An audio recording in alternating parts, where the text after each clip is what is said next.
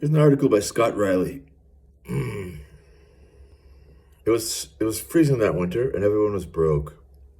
With darkness falling at 4 in the afternoon and the wind howling off the East River, Brooklyn was not exactly glowing with promise. There had been a few happenings, and the accumulation of gringos in the neighborhood was gathering pace. But there were hardly any good places to hang out, and there always seemed to be more guys than girls.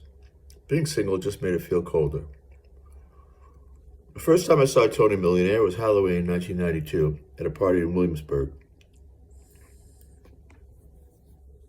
Tony was the loudest and drunkest person there, and even though he was laying on the floor, I had the impression that he must have been at least 8 feet tall. Over the next few years, I got to know him a little. He would come into the bar at 612 Metropolitan Avenue fairly often, usually late at night with a crowd of early Williamsburg hipsters. He was instantly the loudest and drunkest person there, all 8 feet of him. Tony could not be ignored. When he was in a good mood, he held court. He told entertaining stories and smiled a lot. Most of his teeth were missing. When he was too drunk, well, it wasn't nice. One night we were looking at Waterfront Week, and Tony demanded that I start a magazine of my own. To show his solidarity with such a cause, he would supply the comic strip free for free, with a few beers thrown into the bargain for good measure. He grabbed a flyer off the end of the bar, uncapped his Bic, and Drinky Crow was born. Drinky's early adventures were raw and twisted, and often very funny. They caught the desperation and inertia of the moment.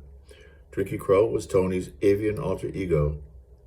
Tony's thirst for alcohol and my willingness to supply it led to a year or so of Hijinks magazine, which Tony would knock out in varying states of inebriation, entirely by hand.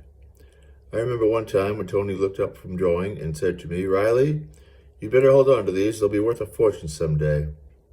I burst out laughing. Eventually, I let go of the bar and left New York, but I kept all the drawings. Last summer, I went to London with my wife and kids, and we stopped into a great little bookstore specializing in graphic novels. My son was checking out the action figures, and I was browsing when I realized I was looking at Drinky Crow. Stunned and delighted, I resolved to track down Tony and congratulate him.